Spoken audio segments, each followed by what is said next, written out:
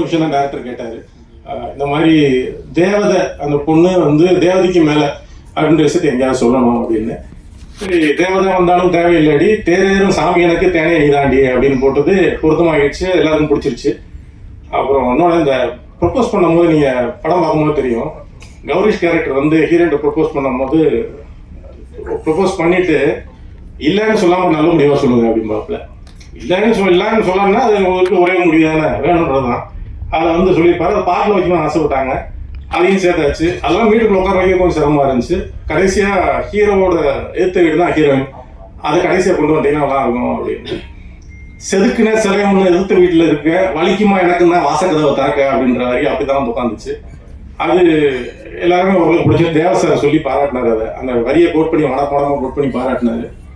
தேவசார்ட்ட வந்து பாராட்டு வாங்குறதெல்லாம் தேவலோகத்தில் வந்து பாராட்டு வாங்குற மாதிரி ஒரு பெரிய விஷயம். அது அமைஞ்ச வரைக்கும் ரொம்ப மகிழ்ச்சி, சந்தோஷம்.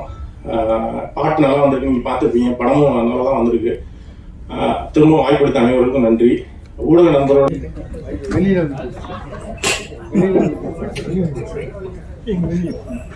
படத்துல வந்து நான் வந்து ஹீரோனுக்கு வந்து அம்மாவா நடிச்சிருக்கேன். எனக்கு வாய்ப்பு கொடுத்த முதல்ல டைரக்டர் சாருக்கு ரொம்ப நன்றி, ரொம்ப ரொம்ப நன்றி. நான் வந்து அவங்ககிட்ட வந்து ஒரு வருஷத்துக்கு முன்னாடி, ஒரு 2 வருஷத்துக்கு முன்னாடி வந்து நான் வந்து காமெடி ஆக்டரா வந்து ட்ரை பண்ணிட்டு இருக்கேன் சார், எனக்கு என்ன வாய்ப்பு கொடுன்னு சொல்லி கேட்டிருந்தேன். அதை வந்து சார் மனசுல வச்சுக்கிட்டு இந்த படம் பண்ணும்போது எனக்கு ஒரு 2 வருஷம் கழிச்சு எனக்கு ஃபோன் பண்ணி இந்த மாதிரி ஒரு கேரக்டருக்கு பண்றீங்களான்னு கேட்டாங்க. சரின்னு சொன்னேன். அது மாதிரி சார் வந்து பயங்கரமா நடிப்பு வந்து எதிர்பார்த்தாரு. நான் போய் ஒரு இடத்துல அந்த வடிவில் சார நடி நடி நடின்னு சொல்ற மாதிரி சார் வந்து என்னை வந்து இன்னும் பத்தல நடி நடி நடினாரு. ஒரு கட்டில நடிச்சு மயக்கம் போட்டே விழுந்துட்டேன். அந்த மாதிரி சார் வந்து நடிப்பேன் வாங்கினாரு. அதை மறக்கவே முடியாதுனால ஒரு 4 கட்டுக்கு அப்புறம் ஹீரோ அவர் வந்து அவர் முன்னாடி தான் நான் நடிச்சிட்டு இருக்கேன். அவருக்கே தெரிஞ்சிச்சு, அக்கா உங்களுக்கு மயக்கம் வந்துச்சு தானே. ஆமா தம்பி, எனக்கு ரொம்ப மயக்கமா வந்துருச்சு, ரொம்ப கோபமா நடிச்சு மயக்கம் வந்துருச்சு, இதுக்கு மேலே நான் நடிக்க முடியாதுன்னு சொல்லிட்டு போய் ஓரமா படுத்துட்டேன். ரொம்ப நல்ல டீமு, நல்லா வாய்ப்பு கொடுத்தாங்க. அவங்க கூட நடிச்சது ரொம்ப சந்தோஷம். இதுக்கப்புறம் நான் என்ன சொல்றதுன்னு எனக்கும் தெரியல. படம் வந்து நல்ல காமெடி படம், ரொம்ப சூப்பரா இருக்கு. எல்லாரும் வந்து பார்த்துட்டு ஆசீர்வாதம் பண்ணி இந்த படத்தை வந்து ஹிட் பண்ணி கொடுங்க. யாரும் பேச முடியாது. அனைவருக்கும் வணக்கம். கடுக்காத திரைப்படம். முதல்ல இந்த படத்தை பத்தி நிச்சயமா நான் வந்து பாராட்டி ஆகணும்னு சொல்லி நான் வந்திருக்கிறதுக்கு காரணம், படத்தை நான் ஃபுல்லா பார்த்தேன். மிகப்பெரிய பாராட்டுகள், ஒரு பெரிய கைத்தட்டல். படம் பார்க்கணும்னு தந்தை பெரியார் அவருடைய கருத்தை ரொம்ப அழகா, அதே சமயத்துல உணர்வு பூர்வமாகவும் த்ரூஅவுட்டா ஸ்கிரீன் பிளே ஸ்கிரிப்ட்ல எல்லாத்துலயும் நகைச்சுவையாகவும் கொண்டு வந்து கடைசி அந்த கிளைமேக்ஸ்ல ஒரு பெரியாருடைய கருத்தை மிகவும் ஆழமாக வந்து பதிவு செய்திருக்கிற இந்த இயக்குனருக்கும் அந்த படக்குழுக்கும் ஒரு பெரிய பாராட்டுகள் கொடுத்தாலும், ஒரு பெண்ணியம் சம்பந்தப்பட்ட ஒரு திரைப்படம்ங்கிறது தான் அதுல முக்கியமான ஒரு விஷயம். இந்த கூட விமன் கமிஷன் சேர்மனா இருந்த கௌரி அசவன்லாம் கூட வந்திருக்காங்க. வணக்கம். இது வந்து என்னன்னா, இன்றைய காலகட்டத்தில், இன்றைய சூழலில் இந்த வேலைக்கு போகிற பெண்களாகட்டும், படிக்கிற பெண்களாகட்டும், தன்னை எப்படி பாதுகாத்துக்கணும், அதையும் கடந்து எல்லாத்தையும் கடந்து எப்படி நம்ம வந்து நம்ம சர்வை ஆகணும் அப்படிங்கிறது எல்லாத்தையும் ரொம்ப வித்தியாசமாக இது வரைக்கும் யாருமே சொல்லாத ஒரு வகையில் இந்த படத்தை வந்து ரொம்ப அழகாக ஒரு ஸ்மால் பட்ஜெட்டில் ரொம்ப நல்லா உருவாக்கியிருக்காங்க. அதுக்கப்புறம் நான் படம் பார்த்ததுக்கப்புறம் அதில் சில விஷயம் சொல்லணும்னு நினச்சிருந்தேன். ஆனால் தனஞ்சய சார் அதுக்கப்புறம் பார்த்து அதெல்லாம் கரெக்ட் பண்ணிட்டாருன்னு சொன்னாங்க. அதுக்கு ஒரு பெரிய தேங்க்ஸ் தனஞ்சய சார். இன்னொரு விஷயம் என்னன்னா, அந்த படத்தில் நடித்த ஹீரோயின் எல்லாமே இந்த படம் வந்து ரிலீஸ் ஆனதுக்கப்புறம் அவங்களுக்குலாம் கண்டிப்பாக ஒரு பெரிய பேர் வரும். ஆனால் என்ன அதில் ஒரு வருத்தமான விஷயம்னு சொன்னால், இந்த படம் ஆரம்பிக்கும் போது விஜய் கௌரிஷ் எல்லாரும் பண்ணும்பொழுது அவங்களுக்கு ஒரு பெரிய வாய்ப்புலாம் இல்லை. இந்த படம் மூலமாக தான் அவங்க அறிமுகம் ஆகிறாங்க. ஆனால் இவர்கள் இந்த கஷ்டப்பட்டு இந்த படத்தை இவ்வளோ தூரம் ஃபைட் பண்ணி, இவ்வளோ தூரம் ப்ரொமோட் பண்ணி எல்லாம் செஞ்சு, இதை இன்னைக்கு இவ்வளோ இன்வெஸ்ட் பண்ணி ப்ரொடியூசர், கோ ப்ரொடியூசர்ஸ் எல்லாரும் சேர்ந்து இவ்வளோ கஷ்டப்பட்டு எல்லாம் பண்ணி வந்து இந்த படம் வெளியானதுக்கப்புறம் அந்த ஹீரோயின் எல்லாருக்கும் மிகப்பெரிய பேர் கிடைக்கும். அதுவும் பர்டிகுலராக வந்து அது வந்து ஒரு விமன் ஓரியன்டல் சப்ஜெக்ட் தான் இது. ஆனால் இந்த படத்துக்கான ஒரு பிரிவு பார்க்கறதுக்கோ இந்த படத்துக்கான ப்ரொமோஷனுக்கோ எதுக்குமே வந்து அவங்க வரவே இல்லை, வரதே இல்லை. காரணம் என்னன்னா அதுக்கப்புறம் அவங்க ஏதோ ஒரு வெப் சீரிஸ் ஏதோ அதெல்லாம் பிஸி ஆகிட்டாங்க. இருக்கட்டும், ரொம்ப சந்தோஷம்தான். அதெல்லாம் எப்படி அந்த வாய்ப்பெல்லாம் கிடைக்குது? கடுக்கான்ற ஒரு படத்தில் இருக்க வரத்து வச்சுன்னா அடுத்தடுத்த வாய்ப்புகள் கிடைக்குது. அந்த படம் வந்து இவ்வளோ போராடி வரும்பொழுது அதற்கான ப்ரமோஷன்ஸ்க்கு வந்து வரணும் இல்லையா? இன்னைக்கு சினிமாவிலே பார்த்தீங்கன்னா இதன் மூலமாக யார் சம்பாதிக்கிறாங்களோ, யார் பலன் பெற போகிறார்களோ, யார் புகழ் பெறுவார்களோ அவர்களெல்லாம் இதற்காக வருவதில்லை. ஆனால் இதில் எந்த வருமானமும் இல்லாமல், இதனால் எந்த புகழுமே கிடைக்காம, என்னுடைய குருநாதர் ஆர் உதயகுமார் சார்லேருந்து, பேரரசு சார்லேருந்து இவங்க எல்லாரும் தான் இன்னைக்கு வந்து என் நண்பர் சவுந்தர் வந்திருக்காரு. சவுந்தர் நடிச்சிருக்கீங்களா? அதில் பாருங்க, இதில் நடிக்காத என்னுடைய சவுந்தர் வந்திருக்காரு, டிஸ்ட்ரிபியூட்டே பண்றாரு. ஆமா. அப்படி இருக்கும் பொழுது இந்த படம் வந்து நாளைக்கு வந்து இது நிச்சயமா இந்த படம் மிகப்பெரிய அளவில் வெற்றி பெறும். ஒரு ஸ்மால் பட்ஜெட்ல நிச்சயமா ஒரு பெரிய அளவில் வரும். ஏன்னா இன்னைக்கு படம் எடுக்கிறத விட அதை ரிலீஸ் பண்ணி வர்றது தான் கஷ்டம். ஆனா அந்த ஒரு சப்போர்ட் வந்து நம்மளுடைய தனஞ்சயன் சார் மூலமா கிடைச்சிருக்கு. அது ஒரு பெரிய பிளஸ். எப்போ வந்து அவருடைய பார்வையில் இந்த படம் கிடைச்சிருக்கோ அப்பவே நான் சொல்லிட்டேன், நீங்க படத்தை பத்தி கவலைப்படாத கவரேஷ், இதுக்கு நிச்சயமா அவர் இந்த படத்தை எங்க கொண்டு போகணுமோ அவர் கொண்டு போயிடுவார்னு சொல்லிட்டு எல்லாத்துக்கும் மேலே நமக்கு இன்னைக்கு இயக்குனர் சங்கம் தலைவர், செயலாளர் எல்லாருமே இன்னைக்கு ஒரு சப்போர்ட்டா இன்னைக்கு வந்திருக்காங்க. ஒரே ஒரு விஷயம் என்னன்னா, இந்த மாதிரி ஒரு படத்தை இவ்வளவு கஷ்டப்பட்டு இவ்வளவு பண்ணி இவங்க இந்த எந்த முகம் தெரியணுங்கிறதுக்காக இவங்க கஷ்டப்பட்டு பேனர் வச்சு எல்லாம் பண்ணி இவ்வளவு செஞ்சு பண்றாங்க. அவர்கள் இந்த மாதிரி ரெஸ்பான்ஸ் எல்லாம் இருக்கிறதுக்கு குறைந்தபட்சம் ஒரு அடுத்து இந்த மாதிரி ஒரு படங்கள் கமிட் பண்ணும்போது அந்த ஆர்டிஸ்டுகள் அவங்களுக்கு நம்ம கால்ஷீட் வாங்கும் போது ஒரு எப்படி டப்பிங் பேசுறாங்க பேசலன்றதெல்லாம் நம்ம ஒரு அக்ரிமெண்ட்ல சொல்றோம். அந்த மாதிரி படம் முடிஞ்சு எல்லாம் முடிஞ்சு ப்ரொமோஷனுக்கு அது ஆடியோ ரிலீஸ் ஃபங்க்ஷன் எதாகட்டும் அதுக்கும் வந்து வரணுங்கிறத வந்து நம்ம மென்ஷன் பண்ணி கொண்டு வர மாதிரி ஒரு ஸ்கீம் கொண்டு வந்தால் தான் இதுக்கு ஒரு விஷயம் கிடைக்கும். ஏன்னா வந்து இது மூலமா பலன் தரப்போறவர்கள் அவங்க தான், எந்த பலனும் அடையாதவர்கள் தான் இவங்களுக்காக வந்து, அதுவும் என்னுடைய குருநாதர் உதயகுமார் சார்லாம் எப்படி இவங்களுக்காக நேரம் ஒதுக்குறாருன்னு தெரிய மாட்டேங்குது. இவ்வளோ பணிகளுக்கு நடுவில் வந்து யாராவது ஒரு சின்ன தயாரிப்பாளர் அவங்க ஒரு படம் பண்ணிருக்காங்க, ஒரு சின்ன ஃபங்க்ஷன் பண்ணியிருக்காங்க கூட அவருடைய நேரத்தில் ஒதுக்கிட்டு வந்து இவ்வளோ தூரம் வந்து பண்ணுறாங்க. அதுக்கு ஒரு நிச்சயமாக ஒரு பெரிய பாராட்டு நம்ம வந்து சொல்லி ஆகணும். அதே மாதிரி இன்னைக்கு ஒரே ஒரு விஷயத்தை மட்டும் இந்த இடத்துல சொல்லி முடிச்சுக்கிறேன். கடவுள் ஒரு 10 பேரை கூப்பிட்டு தேங்க்ஸ் சொல்றதுக்கு வர சொல்லியிருந்தாராம். அதில் 9 பேர் வந்துட்டாங்க. 9 பேர் லைனில் நிற்க வச்சுட்டாங்க. அப்போ முதல்ல நிற்கிறவர் நான் தான் ஃபர்ஸ்ட் ஆனார், இல்லை நீங்கள் செகண்ட் இருந்தார். அப்போ செகண்ட் தேர்டு லைனா அவங்க எல்லாருமே வந்து கோடிக்கணக்கில் கடவுளுக்காக செலவு செஞ்சவங்க, சொசைட்டிக்காக செலவு செஞ்சவங்க. அப்போ ஒருத்தர் இவரை விட இவரு அதிகம் செஞ்சவர், இவரோட இவர் அதிகம் செஞ்சவர்னு ஒருத்தர் பார்த்து சமாதானம் ஆயிட்டாங்க. பரவாயில்ல, எனக்கு முன்னாடி ஒரு இருக்காருன்னா என்னோட ஒரு அதிகமாக செஞ்சவர். அப்போ முதல் பர்சன் யாரு, கடவுள் வந்து முதல் நன்றி சொல்ல போறது யாருன்னு 9 பேருமே பார்த்துட்டு இருக்கும்போது ஒரு வயசான கேள்வியை கொண்டு வந்து நிற்க வச்சாங்க முதல் ஆளா. 9 பேர் கடுப்பாயிட்டாங்க. என்ன ஒரு கேள்வியை கூட வந்து நிறுத்தி வச்சிருக்கீங்க, யார் இவங்க? இவங்களுக்கு தான் கடவுள் முதல் நன்றி சொல்ல போறாரு. ஆமான்னு சொல்றதுல கடவுள் வந்துட்டாரு. வந்தவொடனே கடவுள் அவங்களுக்கு தான் ஃபர்ஸ்ட் நன்றி சொல்றாரு. அதுக்கப்புறம் மற்ற 9 பேர் சொல்றாங்க. இருந்தாலும் நாங்கெல்லாம் இவ்வளவு பெரிய ஆளுங்களை விட்டுட்டு இந்த கேள்விக்கு போய் முதல் நன்றி சொன்னாருன்னு எல்லாருக்கும் அர்த்தம் அடைஞ்சது புரிஞ்சுக்கிட்ட கடவுள் சொல்றாரு, என்னடா இவங்களுக்கு நான் நன்றி சொல்றேன்னு பாக்குறீங்களா? உங்க எல்லாரோட அதிகமா வந்து சேவை செஞ்சவங்க இவ்வளவுதான். நாங்க என்ன செஞ்சாங்க? ஒருத்தர் 500 கோடி செலவு பண்ணியிருக்காரு, ஒருத்தர் 10,000 கோடி செலவு பண்ணியிருக்காரு, ஒருத்தர் ஊரே தத்தெடுத்திருக்காரு, ஒவ்வொருத்தர் செஞ்சிருக்காங்க. ஆனா அந்த கேள்வி என்ன பண்ணிருக்கேன் என்னன்னு கேட்டீங்கன்னா, அந்த கேள்வி யாருன்னு சொன்னா ஒரு எலிமெண்டரி ஸ்கூலுக்கு வெளியில கிழங்கு விற்கக்கூடிய ஒரு கேள்வி, கிழங்கு எல்லாம் பழம் இதெல்லாம் விற்கக்கூடிய ஒரு கேள்வி. அந்த கேள்வி அந்த வியாபாரம் பண்ணிட்டு இருக்கும்போது ஒரு சின்ன பொண்ணு ஸ்கூலுக்காக பரீட்சை நேரத்தில் ரொம்ப வேகமாக கடந்து போகும்போது ஃபுல் மழை தண்ணி அதில் தடிக்கி விழுந்துறாக்குது. அதில் எக்ஸாம் பேடு எல்லாமே அதில் நனைஞ்சு எல்லாமே வேஸ்ட் ஆகி ஓன்னு அழுவா. அதை பார்த்து அந்த பாட்டி கூட்டு அந்த பொண்ணை சமாதானப்படுத்தி தொடச்சி இதெல்லாம் நனைஞ்சிச்சு கவலைப்படாதுன்னு சொல்லிட்டு எல்லாத்தையும் எடுத்து வச்சுக்கிட்டு எதிர்க்க இருக்கிற ஒரு ஸ்டேஷனரிக்கான கடையில் சாதாரண ஒரு பங்க் கடையில் ஸ்டேஷனரி இருக்கக்கூடிய ஸ்கூலுக்கு இருக்க ஒரு சின்ன கடை, அங்கே போய் தன்னுடைய இடுப்பில் இருக்கிற சுருக்கு பையை எடுத்து அப்படியே வச்சு இதில் எவ்வளோ இருக்குன்னு பார்ப்பா, எதுவாக இருந்தாலும் இந்த பொண்ணு குழந்தை பரீட்சைக்கு போகிறதுக்கு அதுக்கு பேட் பேப்பர் என்ன கேட்குதோ பென்சில்லாம் கொடுப்பா அப்படின்னு சொல்லி கொடுக்குறாங்க.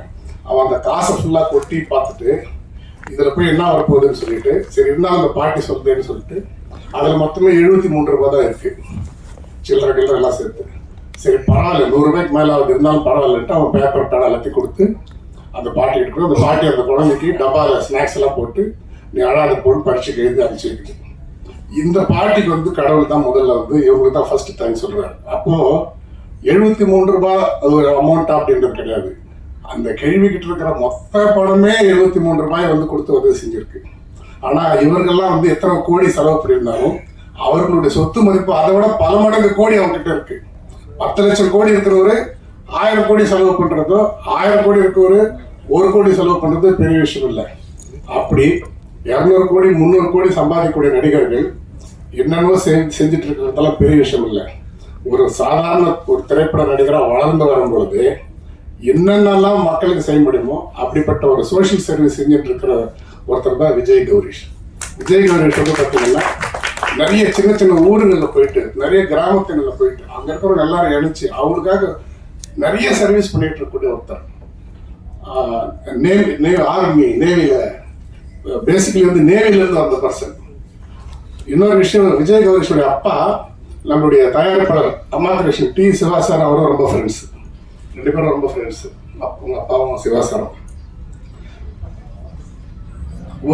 ஒரு திரைப்பட கதாநாயகங்கிறதுக்கான படிக்கிறது மட்டும் கிடையாது. தான் வளர்ந்து வரும்பொழுது இவ்வளோ ஸ்ட்ரெயின் பண்ணி இந்த சொசைட்டிக்காக என்னென்னலாம் செய்யணும்னு சொல்லிட்டு அவர் செய்கிற விஷயம் இருக்கு பார்த்தீங்களா, அதுக்காக அவர் சப்போர்ட் பண்ணணும்னு சொல்லிட்டு நாங்களாம் இன்னைக்கு இங்கே வந்திருக்கோம். இங்கே நம்ம பத்திரிகையாளருக்கு நான் கேட்கக்கூடிய ஒரு விஷயம் என்னன்னு சொன்னால், எவ்வளோ வளர்ந்து வரவங்க எவ்வளோ சம்பாதிச்சவங்க அவங்க ஃபோக்கஸ்க்காக எவ்வளோ செய்கிறாங்க.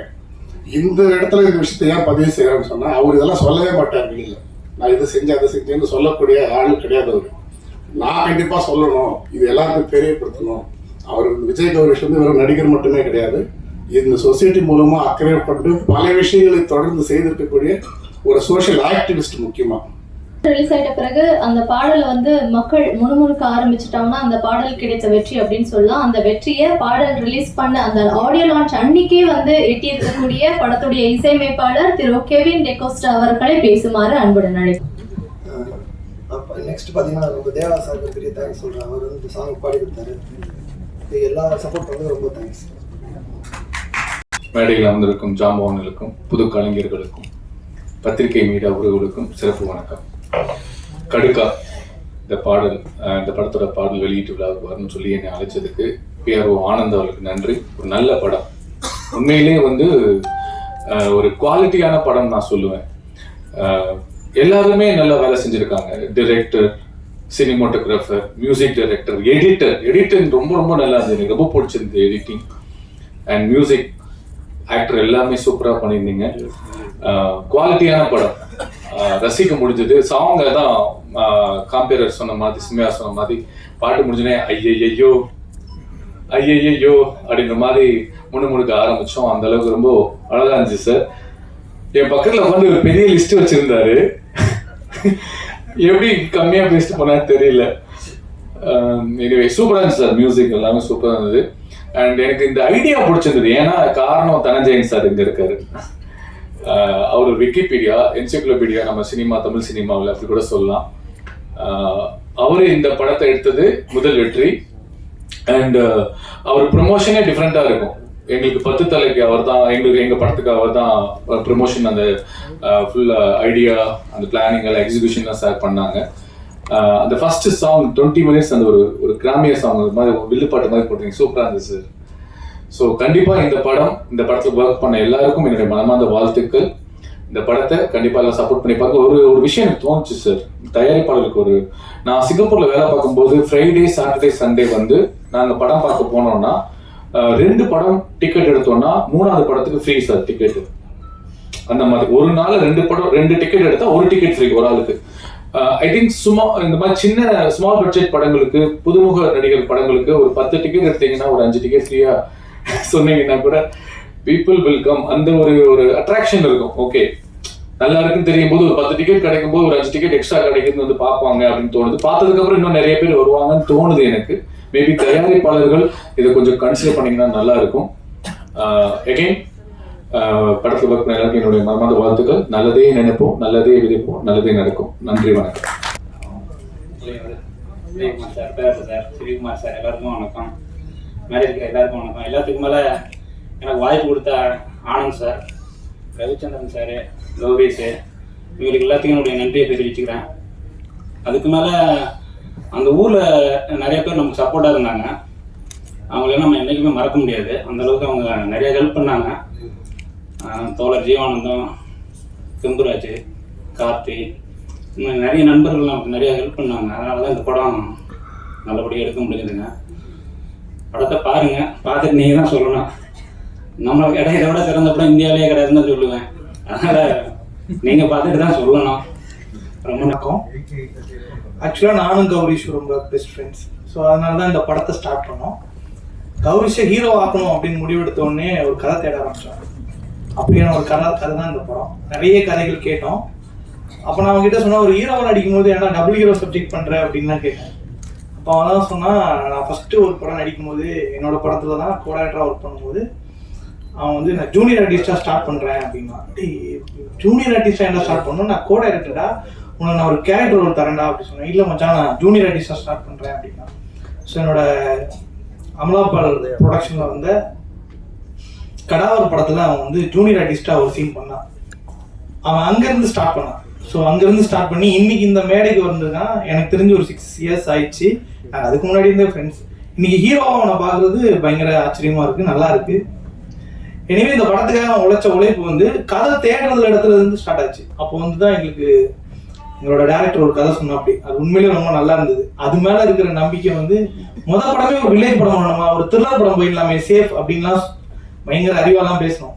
அப்போ அவன் சொன்னது, இல்லை மச்சான் நம்ம வில்லேஜ் படத்தில் ஸ்டார்ட் பண்ணலாம், கதையாகவும் நல்லா இருக்குது அப்படின்னு சொல்லி ஸ்டார்ட் பண்ண படம் தான் இது.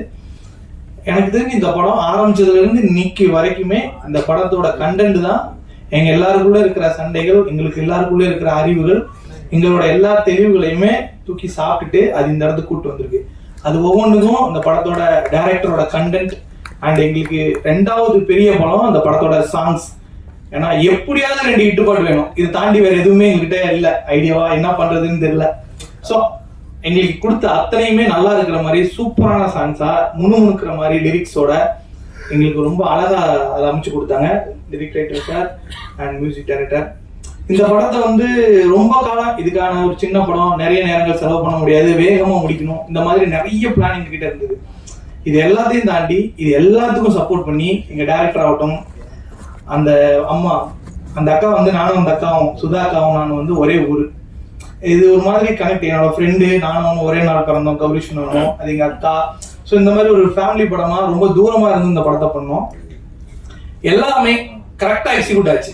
ஈவன் இன்னைக்கு ப்ரொமோஷன் வரைக்குமே என்ன சொல்றானோ கௌரிஷ் அதை மட்டும் தான் பண்ணுவான். நானும் சொல்லுவேன், டி இவ்வளோ பண்ண வேணாண்டா, இந்த மாதிரி ஆர்டிஸ்ட்லாம் கூப்பிட்டு வரானா ப்ரமோஷனுக்கு, அவன் என்னவோ பண்ணுவான். அது ஏதோ ஒன்று விதத்துல அந்த படத்துக்கு நல்லதா போய் முடியும். இப்போ வரைக்கும் எல்லாமே இந்த படத்துக்கு நல்லதா அமைஞ்சிருக்கு. படத்தை பார்த்துட்டு தனஞ்சயன் சார் இந்த படத்தை பண்றேன்னு சொன்னோன்னா we are very happy. ஏன்னா இதுக்கப்புறம் இதை தூக்கிட்டு சமக்க வேணாண்டா, கீழே வச்சிடலாம் அப்படின்ற மாதிரி ஒரு முடிவு எடுத்தோம். ரிலீஸ் டேட்ல இருந்து எல்லாமே எங்களுக்கு சப்போர்ட். விநாயகர் சதுர்த்தி எத்தனை படம் வரும், பட் ஒரே ஒரு படம் தான் தனஞ்சயன் சார் மட்டும்தான். இன்னைக்கும் சும்மா எல்லாரும் கேட்பாங்க, ஏன்பா அந்த டேட் அப்படிலாம் கேட்டாங்க. நிறைய பேர், நிறைய அறிவாளிங்க எல்லாம் கேட்டாங்க. அப்ப நான் சொன்னேன், ஒரே வார்த்தை, தனஞ்சயன் சார் சொல்லிட்டாங்க, படம் நல்லா இருக்குன்றாங்க, இனி ஆடியன்ஸ் பார்த்துப்பாங்க, ஓடிடிலையாவது பார்த்துப்பாங்க. நம்மளோட ஒரே கால்குலேஷன் கௌரிஷ் என் நண்பன் ஹீரோவா ஆகணும், அவ்வளவுதான். இவ்வளவு நாளும் உழைச்சோம், இயக்குனரா, எக்ஸிக்யூட்டிவ் ப்ரொடியூசரா நிறைய தளத்துல உழைச்சோம். எனக்கு ஃபர்ஸ்டா எனக்கு தனஞ்சயன் சார் பயங்கர கனெக்ட். எப்படின்னா, நான் ஒரு சினிமா தயாரிக்கும் கலைன்னு ஒரு புத்தகம் எடுத்திருந்தேன். தனஞ்சயன் சார் தான் படிச்சுட்டு சப்போர்ட் பண்ணி நிறைய கரெக்ஷன்ஸ் கொடுத்து இன்னைக்கு வரைக்கும் அந்த புத்தகம் ஒரு நல்ல புத்தகமா நிறைய பேர் படிக்கிறதுக்கு, ஈவன் கௌரிஷன் கையில வச்சுட்டு சுத்திட்டு இருப்பாரு. ஒவ்வொரு போர்ஷன் படம் நகரும் போது மச்சான் இதை படிச்சுட்டான்னு சொல்லுவோம் அப்படி. ஸோ இந்த இடத்துக்கு கூட்டிட்டு வந்தது அவரோட அடிப்படையா நாங்கள் அவர்கிட்ட இருந்து ஆரம்பிச்சது. இது எதிர்பாராம அவரே எங்க படத்தை பார்த்துட்டு நான் எடுத்துக்கிறேன்னு சொன்னது பெரிய படம். இந்த படம் உண்மையிலேயே நல்ல படம். நாங்க ஆரம்பிச்ச இடத்துல என்னத்துக்கு ஆரம்பிச்சோமோ அதை வந்து டெலிவரியா எடிட்டா ஃபைனல் டெலிவரியா பார்க்கும்போது, ஃபைனல் ஷாட் பார்க்கும்போது, நான் இது வரைக்கும் ஒரு 5 தடவைக்கு மேலே அந்த படம் பார்த்துருக்கேன். எவ்ரி டைம் இந்த படம் வந்து பயங்கரமா மிஸ்பிளேஸ் பண்ணிச்சு. லாஸ்ட் டைம் பார்க்கும்போதெல்லாம் டிஸ்ட்ரிபியூட்டரோட உட்காந்து பார்க்கும்போது நான் பயங்கர ஹாப்பி. நான் பாட்டு குதிச்சு சந்தோஷப்பட்டு ஆரவாரப்பட்டு கைதட் பண்ணிருக்கேன் 2-3 சீன்லாம். நினைச்சிருப்பேன் யாரா அப்படின்றவங்க நினைச்சாங்க. ஸோ எனிவே இந்த படம் ரொம்ப நல்லா இருந்தது. இன்னொரு விஷயம் என்னன்னா, அண்ணன் சொன்னது தான் நடந்தது. நிறைய நல்லது அவன் தொடர்ந்து பண்ணிட்டு இருக்கான். மரம் நடுறது, நிறைய ஸ்கூல்ஸ்ல ஸ்டூடெண்ட்ஸ்க்கு போயிட்டு எஜுகேட் பண்றது நிறைய பண்ணிட்டு இருக்கான். ஈவன் இந்த பைக் கொடுத்தது கூட ஆக்சுவலா அது அவன் பண்ணிட்டு வந்துட்டான். எங்ககிட்ட எல்லாம் சொல்லவே இல்லை, அந்த மாதிரி ஒன்று பண்ணிருக்கானே சொல்ல, பைக் கொடுத்துட்டேன் அப்படின்ட்டு வந்துட்டான். அப்புறமா நைட்டு வீட்டில் ஒரு 11 மணிக்கு பேசிட்டு போதே இது ப்ரொமோஷன்ரா, என்னடா இதை ப்ரொமோட் பண்ணாம என்ன பண்றேன் அப்படின்னு சொல்லிட்டு. ஸோ அதுக்கப்புறம் உட்காந்து இதை வந்து கடுக்காட்டியும் பண்ணதா ப்ரொமோட் பண்ணது, அப்புறம் செய்தி சேனலுக்குலாம் சொல்லி பண்ணோம். எனிவே இன்னைக்கு தான் உங்களுக்கு அது தெரிய வருது அவன் இதெல்லாம் பண்றான் அப்படின்னு சொல்லிட்டு. இதெல்லாம் ஏன் அவன் பண்ணணும்லாம் எனக்கு தெரியல. அவன் தொடர்ந்து இதை முதல்ல இருந்து அவன் அப்படிதான் இருக்கான். இன்னும் நிறைய ஓடிட்டு இருக்கான். ஒரு தயாரிப்பாளரா, ஒரு ஆக்டரா. நான் சொல்லுவேன் இவ்வளவு பண்ண வேணாண்டா, கொஞ்சம் குறைவா பண்ணலாம், இவ்வளவு வேணாம், பொறுமையா.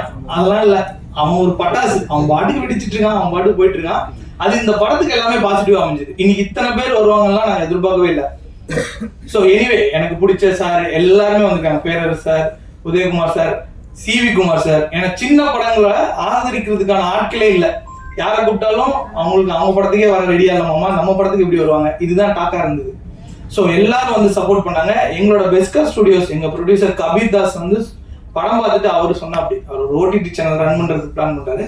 அவர் பார்த்துட்டு சொன்னாரு படம் ரொம்ப சூப்பரா இருக்காம், நம்ம மேபி இதை வாங்கி கூட ரிலீஸ் பண்ணலாம், ஆனா தனஞ்சயன் சார் பண்றேன்னு சொல்லிட்டாங்க அப்படின்னு சொன்னாங்க.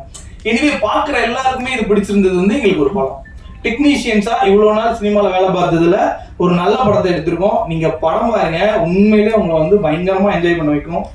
இன்னொன்னு, ஒரு தயாரிப்பாளருக்கோ ஒரு பெரிய சப்போர்ட் என்னன்னா, ஒரு நடிகர் படத்தோட முடிவு வரைக்கும் ஓடி வந்து இருக்கிற எல்லா வேலையும் பார்த்து முடிச்சு கொடுக்குறது. அது என் மாப்பிள்ள கரெக்டா பண்ணுவோம். அப்படி இந்த படத்துல இந்த தயாரிப்பாளருக்கு அந்த வேலையை அவர் பண்ணியிருக்காரு. எனிவே இயக்குனர் சூப்பர் இயக்குனர். இந்த படம் சம படம். நான் ஃபர்ஸ்ட் டப்பிங் முடிச்ச உடனே பார்த்தோன்னே அவர்கிட்ட சொன்னேன், ஐயா என்ன மொழி, இந்த லாங்குவேஜ் இருக்குல்ல, இது கிட்டத்தட்ட அவார்டு வாங்குறதுக்கான லாங்குவேஜுங்க. அவ்வளோ அழகா ஈரோடோட பாஷையை அவ்வளோ அழகா ப்ரெசென்ட் பண்ணாங்க. ஸோ இந்த படத்துல நிறைய பிளஸஸ் இருக்கு, நீங்க நிறைய எழுதலாம். நன்றி வந்ததுக்கு, வாழ்த்துக்கள். ஒரு 13 வருஷத்துக்கு முன்னாடியே என்னோட அட்டகத்தி படம் பார்த்த மாதிரி எனக்கு ஒரு ஃபீல் இருந்துச்சு. இந்த படம் நல்லா பண்ணியிருக்காங்க. அவங்க ட்ரெயிலர் பார்க்கும்போது ரொம்ப அழகாக இருந்துச்சு. இதே மாதிரியான ஒரு காலகட்டத்தில் ஒரு 15 வருஷத்துக்கு முன்னாடி எனக்கு எப்படி ஞாபகம் சார் வந்து இன்னைக்கு டீம் இன்னைக்கு தனஞ்சயன் சார் வந்து இன்னைக்கு இந்த படத்தை ஒரு நல்லபடியாக ரிலீஸ் பண்ணுறாங்க. ஆக்சுவலி சின்ன படங்கள் ரிலீஸ் பண்ணுறதுல நல்ல படங்கள் எடுக்கிறத தாண்டி அதை நல்லா ப்ரொமோட் பண்ணால் மட்டும்தான் அது இன்னைக்கு மக்கள் வேண்டி போய் சேருது. அதில் தனஞ்சயன் சார் எப்பவுமே வந்து பயங்கரமான ஒரு ப்ரொமோஷன், அவர் என்ன சொல்றது, ப்ரொமோஷன் டைனபிள்னு சொல்லலாம். அவ்வளோ தூரத்துக்கு பக்காவாக பிளான் பண்ணி பண்ணிடுவார். பாட்டு ரொம்ப நல்லா இருந்துச்சு சார். அந்த சாங் எல்லாருமே நல்லா அடிச்சிருக்காங்க. இந்த படக்குழுவினருக்கு ஒரு மிகப்பெரிய வெற்றி கிடைக்கணும். ஒரு சார் சொன்ன மாதிரி ஒரு பெரியார் அவர்கள் கருத்துக்களை வச்சு இந்த மாதிரி ஒரு படம் எடுத்திருக்காங்க. ஒரு எளிய மக்களை பற்றி ஒரு படமாக தெரியுது. என்ன சொல்றது, இது வந்து இந்த மாதிரி படங்கள் வந்து மக்கள் கொண்டாடணும், மக்கள்கிட்ட போய் இது நல்லா சேரணும். இந்த மாதிரி படங்கள் வந்து நிறைய புது கலைஞர்களை தமிழ் சினிமாவுக்கு கொண்டுட்டு வரும். இந்த படங்கள் எனக்கு வாழ்த்துக்கள். இந்த படம் மிகப்பெரிய வெற்றியை நன்றி. Thank you so much, sir. So, மாதிரி ஒரு அழகான வர்ணனையாளரை வச்சாவே படம் ஹிட் ஆகி போட்டிருக்கேன். இந்த மேடைக்கு அது மிக நல்லா பண்றீங்க. Wish you all the best. அப்புறம் வந்த உடனே தனஞ்சயன் இந்த ஆளுங்க அங்கே வந்தாருன்ற மாதிரி எனக்கு ஒரு ஃபீலிங்கு. அதான் நான் தான் வாங்கியிருக்கேன் அப்படின்னா, இந்த படத்தில் ஏதோ இருக்கும் போட்டுருக்கு. அப்புறம் உள்ள வந்தேன், ஒரு பேரரசு வந்தாப்புல, என்ன தம்பி ஒரு இடத்த விட மாட்டீங்களே, நான் போனால் நீங்களும் வந்துடுவீங்களேன்ற மாதிரி ஒரு லுக் விட்டாரு. சரிடா என்னடா தெரிய ரொம்ப இருக்கேன். பார்த்தா திடீர்னு சிவி குமார், நீ எங்கே இப்போ இல்லைண்ணே இது சரி இப்போ டைரக்ட் பண்ணிட்டு இருக்கீங்களான்னு. அதான் 2-3 படம் பண்ணிட்டீங்க, மெம்பர் ஆகாமே பண்ணிட்டு இருக்கேன், மரியாதையாக மெம்பர் ஆகிடுச்சு.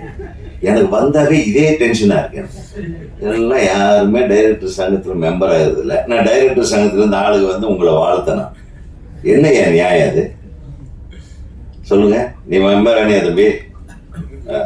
பார்த்தீங்களா நடந்தது தெரிவிக்க. அப்புறம் பார்த்தா இன்னொரு குண்டை தூக்கி போட்டாங்க. யாரையா ப்ரொடியூசர்னா கோயம்புத்தூர்காரங்க. அட பாருங்களா, எங்கள் ஊருக்காரன் வந்து படம் வரைக்கும் எனக்கே தெரிய மாட்டேங்குது. இந்த மாதிரி திடுக்கிடும் பல சம்பவங்கள் நடந்தது. இதுக்கு மீறி எல்லை கடந்த ஒரு திடுக்கிடும் சம்பவம் வந்து நம்ம சுபாஷ். எங்கடா திடீர்னு முன்னாடி வந்து உட்காந்துருக்காங்க, எதுக்குப்பா அப்படின்னா பார்த்தா எல்லாம் இவங்க குரூப் ஆளுக்கு போட்டிருக்கு. பார்த்தா இதில் சமூக சேவகர்கள், ஸோ இவங்கெல்லாம் சேர்ந்து படம் பண்ணியிருக்காங்க. இது எப்படியாவது கொண்டு போய் சேர்த்துணும்னு உங்ககிட்ட ஒரு உரிமையாக கேட்டு, ஸோ எல்லாமே ஒரு நல்ல ஒரு சிறப்பான கும்பல் இங்கே இருக்கு. அதில் சவுந்தர் வேறு, அவர் புதுசாக தாவேகா உறுப்பினர் தன்னை மாறுதட்டி சொல்லி கொண்டு போய் உட்கார்ந்துருக்காரு. வாழ்த்துக்கள். அதான் சொல்லலாங்க, அதெல்லாம் என்ன இருக்கு. மிக சிறப்பான உரையாற்ற அந்த இணை தயாரிப்பாளர், அவரே எல்லாமே பேசுறாரு. எல்லாம் என்ன டவுட்டு பேசுற, எவ்வளவு பணம் போட்டீங்க இணை தயாரிப்பாளர், அது மட்டும் சொல்ல மாட்டாரு. ஆளு காணும். இணை தயாரிப்பாளர் எவ்வளவு போட்டாருன்னா எனக்கு பட்ஜெட் தெரியும் இல்லையா?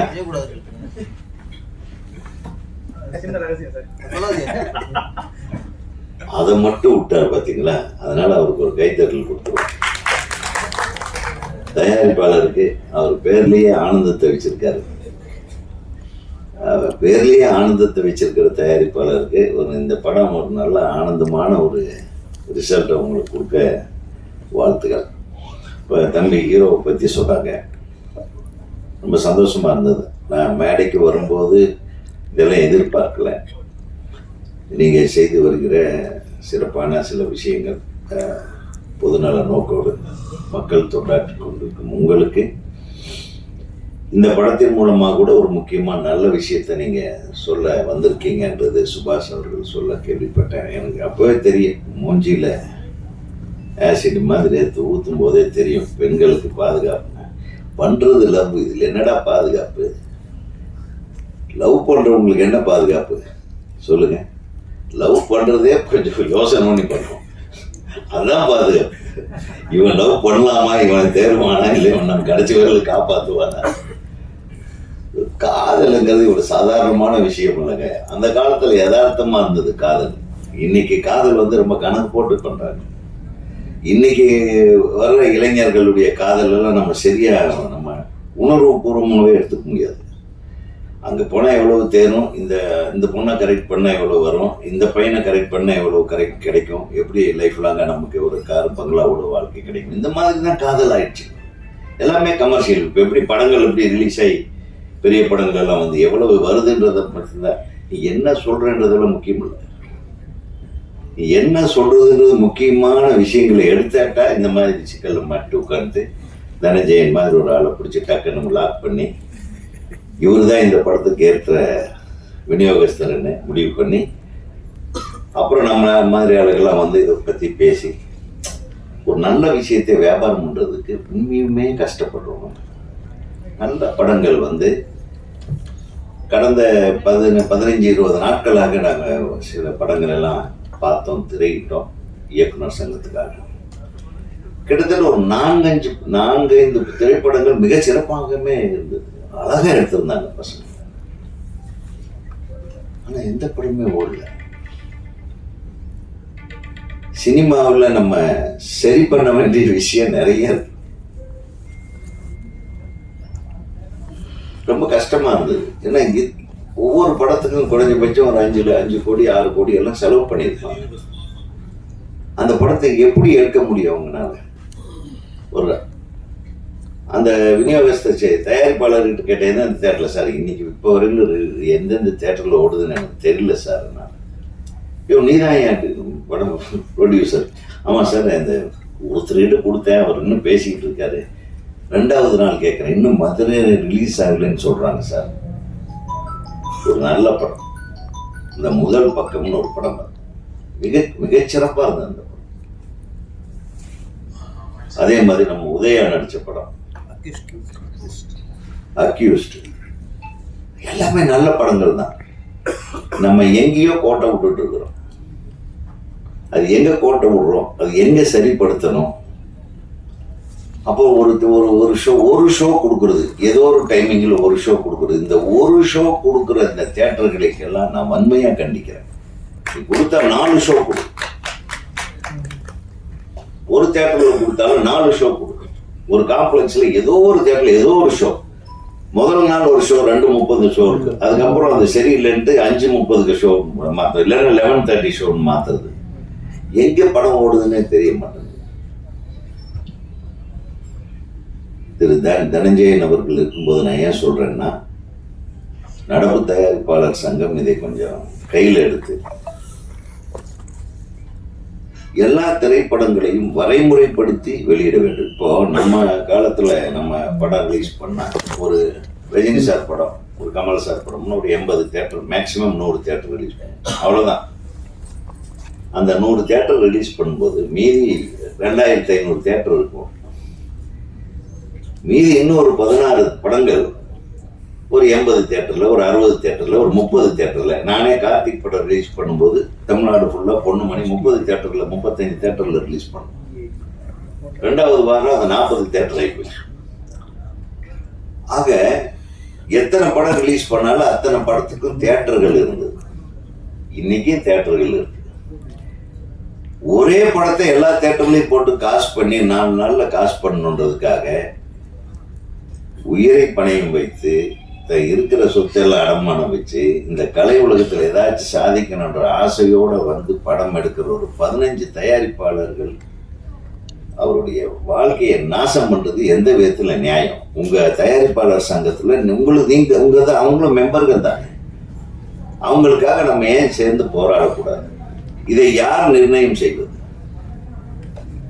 இந்த தியேட்டர் ஒழுங்குபடுத்தி இந்த தியேட்டர்கள்ல சிறிய படங்களை வாழ வைக்கக்கூடிய அளவுக்கு, நீங்க படம் நல்லா இல்லைன்னா தூக்கி இருக்கும், அது ஒன்றும் பிரச்சனையே இல்லை.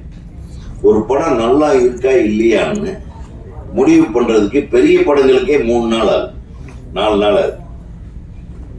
இந்த படம் நல்லா இருக்கா நல்லா இல்லையா அப்படின்னா மண்டே தான் ரிசல்ட் தெரியும். மண்டே என்ன கலெக்ஷனோ அதை வச்சுதான் தெரியும்.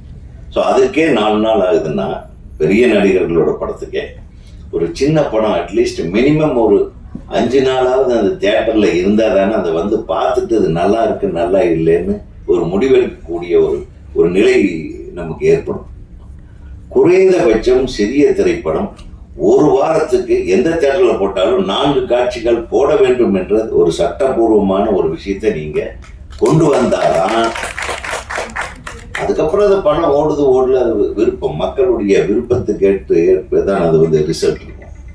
முதல்ல இதை பண்ணுங்க. திரைப்படங்களுடைய வெளியீட்டை ஒழுங்குபடுத்தலைன்னா சிறிய திரைப்படங்கள் எல்லாம் வந்து மிகச்சிறப்பா இருந்ததுங்க, படம் தியேட்டரே கிடைக்கலைங்க. அப்படி ஜனஜயன் சார் ரொம்ப சிரமப்பட்டு ரிலீஸ் பண்ணாருங்க, அதனால இந்த படம் தப்பிச்சதுங்க. இப்படியெல்லாம் சொல்லவே கூடாது.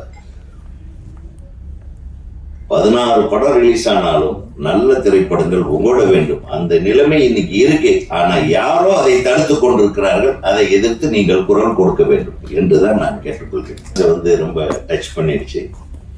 இசையமைப்பாளர் நல்லா பண்ணியிருந்தீங்க தம்பி. இந்த 2 பாட்டு 3 பாட்டுமே ஒரே பாட்டு 2 தடவை வருது இல்லையா? இந்த ஐயோ பாட்டு ரொம்ப நல்லா தான் இருந்தது. அந்த எழுதுனது ரொம்ப நல்லா தான் இருந்தது. அந்த வரி சொன்னீங்களா, அந்த வரி மட்டும்தான் என் மைண்டில் ஓடிட்டு இருந்தது. என்னது செதுக்குன சிலை ஒன்று எதுக்கால இருந்தா வலிக்குமா நமக்கு கதவை தருது பக்கத்து பூந்து விளாசிட்டான். நல்லா எழுதிருக்கீங்க. 2வது வில்லேஜ் படங்கள் மட்டும்தான் ஒரு இயக்குனருடைய திறமையை, ஒரு நடிகனுடைய திறமையை, ஒரு கதையாளத்தின் திறமையை, ஒரு இசையின் திறமையை வெளிப்படுத்தக்கூடிய ஒரே பிளாட்ஃபார்ம் வில்லேஜ் படங்கள் தான். வில்லேஜ் படத்தின் மூலமாக தான் ஒரு இளையராஜா உருவானார். வில்லேஜ் படத்தின் மூலமாக தான் ஒரு பாரதி ராஜா உருவானார். வில்லேஜ் படத்தின் மூலமாக தான் நிறைய இயக்குனர் பாக்கியராஜிலிருந்து எடுத்து பார்த்தீங்கன்னா. ஸோ அந்த கிராமியத்தில் ஏன் அது கிராமிய படங்கள் மூலமா வந்து ஒரு பெரிய வெற்றியை நம்ம அடைய முடியுதுன்னா, இந்த கிராமத்தில் நம்ம ரொம்ப அலங்காரம் பண்ண விஷயங்கள் இருக்காது, யதார்த்தம் இருக்கும். கூடுமான வரையிலும் வில்லேஜுக்காரங்க பேசுறதுல உண்மை இருக்கு. தப்பு செய்யறவங்க கூட நல்லா இருப்பான், வில்லன் கூட அழகா இருப்பான், வில்லன் கூட நல்ல பேரோட இருப்பான். அதுதான் வில்லேஜ். அது ஒரு தனி, அது ஒரு இலக்கிய மேடை மாதிரி. ஒரு வில்லேஜ் படம் எடுக்கிறதுன்றது ஒரு இலக்கியம் படைக்கிற மாதிரி. அதனால நிச்சயமா அல்வான்னு சொன்னாங்க பாப்பா, கடுக்கான்னா அல்வா கொடுத்துடாம கடுக்கா கொடுத்துடாம ஒரு நல்ல அறுசுவை பண்டமா இந்த படத்தினுடைய ரிசல்ட் இருக்கணும். நிச்சயமாக இந்த படத்தின் வெற்றிக்காக உழைத்த அனைத்து நல்லுள்ளவர்களுக்கும் டைரக்டரே உன்னுடைய மேக்கிங் நல்லா இருக்கு. ஏன்னா 2-3 ஷாட் பார்த்த உடனே எனக்கு தெரிஞ்சிருச்சு. அதனால தான் நான் உட்காந்து எங்கே டைரக்டர்னு கேட்டேன். டைரக்டர் எங்கேயோ மேடை கூப்பிடுங்க முதல்லன்னு சொன்னேன். ஸோ எப்பவுமே ஒரு விஷயம் வச்சுக்கோங்க. இயக்குனருக்கு உங்களுக்கு மனக்கசப்பு வரலாம், தயாரிப்பாளருக்கு இயக்குனருக்கு சரியில்லாமல் இருக்கு, அதெல்லாம் இல்லை. ஒரு படத்தை ஒரு இயக்குனர்கிட்ட கொடுத்துட்டா அந்த இயக்குனருக்கு உண்டான மரியாதையை அனைவரும் கொடுக்க வேண்டும். அப்பதான் அந்த படம் நிறைவு. நம்ம கைக்கே புலப்படாத ஒரு விஷயமா இருக்கு, கண்ணுக்கே தெரிய மாட்டேங்குது வியாபாரம்ன்றது. ஆக ஒரு மிகப்பெரிய அழகான வியாபாரி, நிறைய பேரை நல்ல விதமா வழிகாட்டி இன்னைக்கு கூட நிறைய படங்களுக்கு இப்படி பண்ணுங்க, இந்த படங்க இந்த மாதிரி செஞ்சா கரெக்டா வரும், இல்லை இது செஞ்சா சரியா வராது அப்படி நல்ல அட்வைஸுகளை கொடுத்து சினிமாவுக்காக உண்மையிலுமே அவர் தயாரிப்பாளர் தொடர்ந்து தயாரித்து கொண்டிருந்தாலும் சரி, தன்னுடைய நண்பர்கள் தயாரிப்பாக இருந்தாலும் தெரிந்தவர்கள் தயாரிப்பாக இருந்தாலும் அதில் தலையை விட்டுக்கிட்டு மெனக்கென்ற ஒரு மிகச்சிறந்த மனிதர் இந்த படத்தை ரிலீஸ் பண்ணுறது. அதனால சார் ரொம்ப நன்றி தனஞ்சய சார். உங்களுடைய அதாவது நீங்கள் பெரிய ரிஸ்க் எடுக்கிறீங்க, இருந்தாலும் நீங்கள் இதில் ரிஸ்க் எடுக்கிறீங்கன்னா யாரோ சொன்ன மாதிரி இதில் ஏதோ ஒரு மேட்டர் இருக்குன்னு அர்த்தம். ஸோ அந்த மேட்டருக்காக இந்த படம் வெற்றி பெறட்டும். அந்த பொண்ணு விஷயம் சொன்னீங்க, அது ஏதோ தெளிச்சாங்க இல்லையா, முகம் ஏதோ வெந்து போச்சே நமக்கு, அதனால அந்த முகத்தை காட்டக்கூடாதுன்ட்டு வரலையோ. படத்துல தான் அப்படி படத்துல தான் நான் ஏதோ அது உண்மையாவே ஊற்றிட்டாங்க என்னமோ, அதனால தான் இப்போ இந்த பொண்ணு வரலையோ நினைச்சேன். அந்த இடம் கொஞ்சம் எனக்கு பயமா இருந்தது. அதான் சொன்னேன், ஒரு பெண்ணியத்தை காக்கக்கூடிய ஒரு விஷயங்கள் தான். இப்போ பெண்களிடமிருந்து ஆண்கள் கூட இப்போ காப்பாற்றிக்க வேண்டிய ஒரு சூழ்நிலை நிலவி. அப்போ இப்போ நிறைய விஷயங்கள் பார்த்தீங்கன்னா என்ன இப்போ சுபாஷ் அவன் மேடம் வந்திருக்காங்கன்னு சொன்னீங்க, அவங்களுக்கு இது கேட்குதுன்னு இருக்காங்க. எத்தனை ஆண் மக்கள் பயந்துட்டு இருக்காங்க தெரியுமா? ஒரு போட்டோ எடுத்து வச்சுட்டு டார்ச்சர் பண்றாங்க. இப்போ முதல்ல எல்லாம் இயக்குனர்கள் நாங்கள் எல்லாம் ஆஃபீஸ் வச்சிருப்போம், டக்குன்னு வாய்ப்பு கேட்டு ஆண்கள் பெண்கள்லாம் வருவாங்க. வரும்போது சார் ஒரு ஃபோட்டோ சார் அப்படின்னு அப்படி கொஞ்சம் நெருக்கமாக இருந்தேன். எங்களுக்கு தெரியாது இல்லையா, நம்ம நின்றுருப்போம், பின்னாடி வேற நெருக்கமாக இருக்க மாதிரி எடுத்துட்டு போயிட்டு அந்த ஃபோட்டோவை கேட்டு மிரட்டுறாங்கன்னு என்ன பண்ணுறது? நாங்கள்லாம் யாருக்கிட்ட போய் எழுது? உங்கள் மாதிரி எங்கள் மாதிரி இளைஞர்களை நீங்கள் காப்பாற்ற முன்வர வேண்டும். பெண்ணியத்தை காப்பது போலவே இளம் இயக்குனர்கள் பாவம் தெரியாம பாவம் எவ்வளவு கஷ்டத்துல இருக்கிறாங்க தெரியுமா? நிறைய பசங்க மாட்டுனுக்குறாங்க. ஆண்கள் பாதுகாப்பும் நான் உண்மையா சொல்றேன் சார். ஒரு ஆம்பளை மேல குற்றம் சுமத்திட்டா உடனே போலீஸ்காரன் போய் அரெஸ்ட் பண்ணிடுறான், அவன் குற்றவாளியா இல்லையான்னு தெரியாது. அதே ஒரு பொண்ணு இந்த மாதிரி பண்ணிடுச்சு சார் என்னன்னு சொன்னா உடனே போவாங்க சார். அது என்ன சார் சட்டம்? ஆம்பளைக்கு ஒரு சட்டம், பொம்பளைக்கு ஒரு சட்டம். அதனால ஆண்களும் பாதுகாப்பாக இருப்பதற்கு உண்டான அரணை அமைத்து தருமாறு பத்திரிகையாளர் சங்க தலைவர் திரு சுபாஷ் அவர்களை வேண்டி கேட்டுக்கொண்டு இந்த திரைப்படம் மிகப்பெரிய வெற்றி படமாக அமைய வேண்டும் என்று எல்லாம் உள்ள இறைவனை வேண்டி தமிழ்நாடு திரைப்பட இயக்குநர்கள் சங்கத்தின் சார்பாக இயக்குனர்